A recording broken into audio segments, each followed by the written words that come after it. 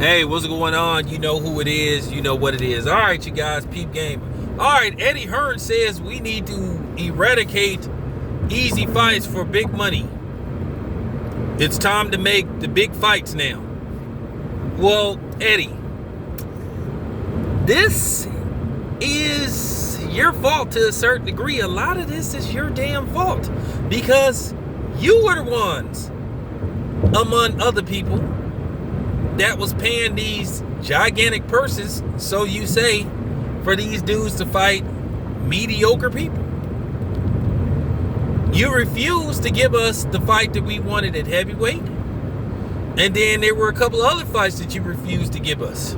So now all of a sudden that the zone is on the verge of going belly up, or at least being possibly sold. Now all of a sudden you talking this, oh, well, we need to start making big fights. You were in no rush to make big fights. You were in no rush. But now all of a sudden, now all these promotional companies holler about, let's make these big fights now. Because what's going on, all of them may be in financial destitute.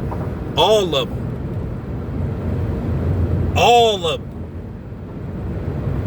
From Golden Boy to the PBC to Top Rank to the Zone, they may all be in deep doo-doo. Because at the end of the day, let's just face the fact, and let's just keep it 100.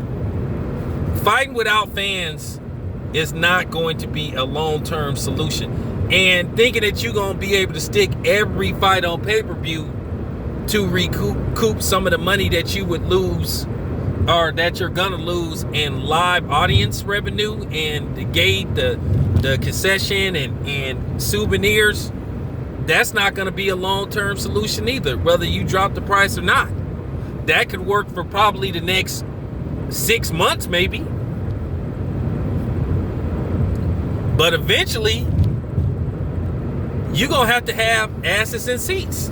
Like I said, unless you can find a sponsor that's willing to put up big time bucks, unless you're willing to get Amazon or something to chip in on fights, where basically you form some kind of partnership with Amazon where they give you like a financial investment to where they have extreme advertising for any of the like regular, basically for regular TV fights. That's the only way you're going to be able to survive, if you get Amazon to invest $500 million. And is Amazon willing to get into the boxing business? Or Walmart or something like that? You know, a company that got deep pockets. That's the only way. Otherwise, you're not going to survive long term. So eventually, you're going to have to start putting asses in seats. But like I said, Eddie Hearn, this is the thing that bothers me about Eddie Hearn. He acts as if people buy what he's trying to sell. Well, obviously, people ain't been buying the Zone. That's why they on the verge of going belly up. And like I said, I don't have nothing against Eddie Hearn, personally.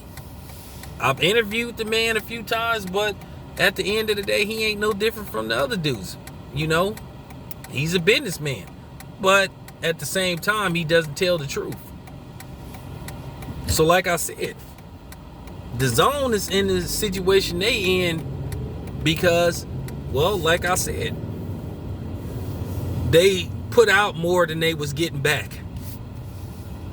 And for them to think that Canelo was their ace in the hole, like I said, a lot of questions been answered. Canelo is not a superstar. He's not. Which I'm going to talk about that later on. But yeah, the cat's been let out the bag. Like I said, Eddie Hearn has nobody to blame but himself. Or should I say, the Zone, shit just backfired on him. Just backfired.